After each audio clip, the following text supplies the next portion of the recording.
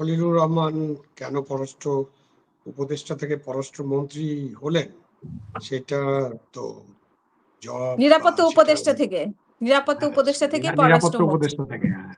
তো সেখান থেকে পররাষ্ট্র উপদেষ্টা হলেন, সেটার তো কাহিনী বা গল্প, জবাব বা যুক্তি এটা তো বর্তমান সরকারের কাছে আছে, তারা কেন তাকে গ্রহণ করেছেন।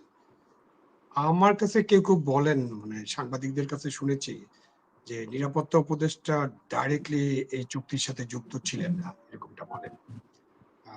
এটা বলার চেষ্টা করানো হয়। তো তারপরে একটা চুক্তি হয়েছে, আপনি যেভাবে বললেন যে ইলেকশনের মাত্র 3 দিন আগে তারা চুক্তি করলেন। এবং প্রথমত ডক্টর ইউনূস, তার নেতৃত্বে যে উপদেষ্টা পরিষদ ছিল, তারা এই চুক্তিটা করার আগে একবারও চিন্তা করে দেখলেন না যে ইলেকশন হবে এবং ইলেকশনের মধ্য দিয়ে জনগণ তাদের প্রতিনিধি নির্বাচন করবেন, যারা সংখ্যাগরিষ্ঠতা পাবেন তারা সরকার গঠন করবেন এবং একটা অপোজিশন পার্টিও থাকবে, একটা সংসদ গঠিত হবে এবং তারপর একটা সরকার গঠিত হবে। তো ওনারা 3 দিন অপেক্ষা করতে পারলেন না এবং সরকারের জন্য রেখে যেতে পারলেন না এরকম একটা বড় ধরনের চুক্তি। চুক্তির ব্যাপারে তো আমরা নানান কথা শুনি, গোপন চুক্তি, ভারতের সাথে, অমুকের সাথে, তমুকের সাথে, কত গোপন চুক্তির কথা আমরা এর মধ্যে শুনেছি। তো সেই সব গোপন চুক্তি তো আমাদের কাছে, আমাদের সরকারের পক্ষ থেকে প্রকাশ না করা হলেও বিভিন্ন দেশের সাথে যেসব চুক্তি হয় সেসব চুক্তি তাদের ওয়েবসাইটে পাওয়া যায় এবং ইচ্ছা করলে কেউ সবাই আমরা পড়ে নিতে পারি। তো এই গোপন চুক্তিগুলো নিয়ে অনেক কথাবার্তা হয়েছে এবং এখন পর্যন্ত ইউনূস সরকার তো ছিলেনই প্রায় 18 মাস, তারাও এইসব নিয়ে কথাবার্তা বলছেন, কিন্তু তাদের পক্ষ থেকে কখনো এইসব গোপন চুক্তির ব্যাপারে কিছুই সামনে আনা হয়নি। এখন ওনারা যে চুক্তি করলেন এটা তার গোপন থাকেনি, যদিও একটা ডিসক্লোজার ক্লজ ছিল, এটা গোপন থাকেনি। কোথা থেকে পাওয়া গেল? এটা যেখানে চুক্তির অরিজিনাল দেশ সেখান থেকে পাওয়া গেল যে চুক্তি তারা করেছেন। এবং সেই চুক্তি যেটা করা হয়েছে, মানে পরতে পরতে গোলামি আছে, পরতে পরতে হাত পা বাঁধা।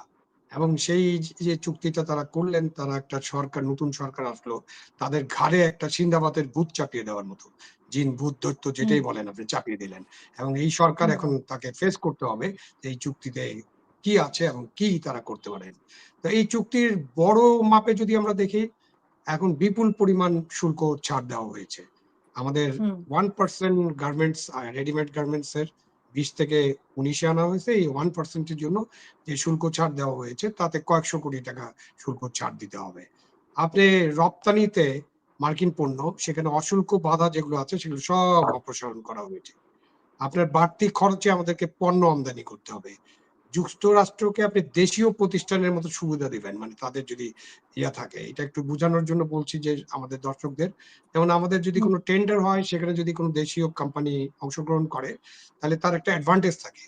সে যদি 120 টাকা বা 115 টাকা দেয় 100 টাকার জিনিসে, আর বিদেশি কোম্পানি যদি 100 টাকা দেয়, তখন তারা অ্যাড পার হয়। কিন্তু বিদেশি কোম্পানি যদি দেশি কোম্পানির সমান সমান দেয়, তাহলে আমাদের দেশীয় কোম্পানি সেটা অ্যাডভান্টেজ পায়। এখন আমেরিকান কোম্পানির সাথে এই অ্যাডভান্টেজটা থাকবে না। ভর্তুকি এবং যা দেওয়ার কথা সেগুলো দিতে পারবে না, এগুলো ধাপ বাধা আছে। যুক্তরাষ্ট্রের জাতীয় নিরাপত্তার জালেও আপনাকে থাকতে হবে, অস্ত্র শস্ত্র কেনার একটা ব্যাপার আছে। তৃতীয় দেশের সাথে আপনি বাণিজ্য চুক্তি করতে গেলে তার বাধা আছে। এখন আপনি কি পেলেন? আপনি 1% আরএনজি, ওখান থেকে যা যা শুল্ক সুবিধা আমরা পেয়েছি, আমাদের কিছু পণ্য শুল্ক সুবিধা পেয়েছে, তাদের মধ্যে যুক্তরাষ্ট্রের আছে 6,710টা পণ্য, আমাদের আছে 1638, 1,638টা পণ্য। সেই সব পণ্য আমরা খুব একটা রপ্তানি করি না, তাতে আমাদের 1, 2, 3 কোটি 5 কোটি টাকা হয়তো আমাদের শুল্ক মওকুফ হবে। কিন্তু তাদেরকে আমরা যে ছাড় দিয়েছি তাতে 300, 400, 500 কোটি টাকা আপনাকে শুল্ক ছাড় দিতে হবে, যেটা আপনাদের এনবিআর এর একটা বড় লস। তার চেয়ে বড় কথা হলো যে আপনি বাংলাদেশের রাজস্ব ঘাটতির পাশাপাশি, রাজস্ব ক্ষতির পাশাপাশি আপনি কি কি পণ্য আমদানি করবেন? আপনি 14টা বোয়িং কিনতে হবে আপনাকে, 14টা বোয়িং। আপনি খালি খেয়াল করেন, যেটার $15 বিলিয়ন এলএনজি কিনতে হবে ওখান থেকে। আমরা এলএনজি কিন্তু মিডল ইস্ট থেকে কিনি, এখন যুদ্ধের কারণে সেখান থেকে এলএনজি অত সাপ্লাই একটা অসুবিধা আছে।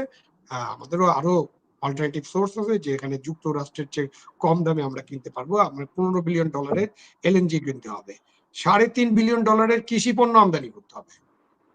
এর মধ্যে জিএম পণ্য আছে, এই জিএম পণ্যগুলো আমদানি করতে হবে। আপনার খনিজ সম্পদ উত্তোলন, তেল, গ্যাস, টেলিযোগাযোগ খাতে কোনো সীমা থাকবে না। গ্যাস অসম চুক্তি, এটা একেবারে অসম চুক্তি এবং জাতীয় স্বার্থ বিরোধী চুক্তি। সুতরাং চীন, হুম, রাশিয়া, ইউরোপের সাথে আপনি বাণিজ্য করতে পারবেন না, যেটা আমাদের খুবই দরকার। এবং ইভেন ব্রাজিলের সাথে আপনি বাণিজ্য করতে পারবেন না। ভর্তুকি দিতে পারবেন না। ভর্তুকি না দিলে আমাদের কিছু, কিছু সেক্টরে একেবারে অসুবিধার সৃষ্টি হবে। তো এইসব নানান চ্যালেঞ্জ আছে। তো এটাকে এক হুম, কথায় আমি একটা অসম চুক্তি বলি, অসম বাণিজ্য চুক্তি। এক কথায় এইটাই হলো একটা বড় ধরনের গোলামির চুক্তি। এবং খুবই অন্যায়ভাবে, অনৈতিকভাবে ইউনূস গভর্নমেন্ট তাদের নির্বাচনের ৩ দিন আগে এই চুক্তিটা স্বাক্ষর করেছেন। যারাই স্বাক্ষর করেছেন পরবর্তীকালে আসিফ নজরুল কিন্তু আবার বলেছেন যে তিনি নাকি এই চুক্তি সম্পর্কে জানেন না। তার ধারণাই ছিল না। এখন আসিফ নজরুল সাহেব যখন এই কথাটা বললেন, তখন তাকে একটা প্রশ্ন করার ইচ্ছা হয় বা আপনারা করতে পারেন যে আমাদের যেকোনো চুক্তি বিদেশি কোম্পানির সাথে যদি পণ্য কেনার চুক্তিও আমরা করি, তাহলে সেই হুম, চুক্তিটাও কিন্তু ভেটিং করতে হয় আইন মন্ত্রণালয় থেকে। তো ভেটিং ছাড়া একটা চুক্তি হলো। এবং কোন উপদেষ্টা বলার চেষ্টা করছেন তারাও নাকি জানেন না। মানেটা কি? এইটা হুম, কোন হুম। উপদেষ্টা পরিষদে আলোচনাই হলো না। এবং ইউনূস নিজে নিজের মতো একটা চুক্তি করে ফেললেন। এটা একটা মানে মিথ্যাচার হতে পারে। এবং এটা হয়ে থাকলে এটা দেশের বিরুদ্ধে একটা গভীর ষড়যন্ত্র। সুতরাং এটাকে আলাপ আলোচনা করতে হবে গভীরভাবে। এই চুক্তি সহ সকল চুক্তি আমি মনে করি এটা পার্লামেন্টে পেশ করা উচিত, জনগণের জানা উচিত। আচ্ছা, এই চুক্তিটার কথাই তো বলা হয়েছে যে বিরোধী দল এবং মানে জামাত এবং বিএনপি জানে। আমি যতটা আমার মনে হয় যে এটা বলা হয়েছিল সরকার থেকে। কিন্তু পরবর্তীতে জামাত বলেছিল যে, "না, আমরা এটা নিয়ে জানি না।" যে জামাত বলেছে বিএনপি কোনো কথা বলে নাই। কারণ তাদের তো হুম, নিরাপত্তা উপদেষ্টা, তাদের পররাষ্ট্রমন্ত্রী হয়েছেন। নানান কারণে হয়তো বিএনপি বলে নাই। বাট আমাদের জনগণের পক্ষ থেকে আমরা তো চাইতেই পারি বা সিভিল সোসাইটির পক্ষ হুম, থেকে বা একজন নাগরিক হিসেবে আমি এই দাবিটা করতেই চাই এবং সবাই করতে পারেন যে আমাদের সকল চুক্তি, বিদেশের সাথে যত চুক্তি হয়েছে সব চুক্তি, সেই গোলামির চুক্তি ওই যে ২৫ বছরের একটা গোলামির চুক্তি আছে। এটাতে আপনি প্রশ্নবোধক চিহ্ন দিয়ে রাখতে পারেন। তারপরও হুম। সমস্ত চুক্তি পার্লামেন্টে পেশ করা হোক। চুক্তিগুলো সম্পর্কে জনগণ জানুক এবং জনগণ বলুক যে এই চুক্তিগুলা আমাদের পক্ষে আছে কিনা, এই চুক্তি তারা চান কিনা, এই চুক্তিতে তারা হুম, রাজি আছেন কিনা। জি। অসংখ্য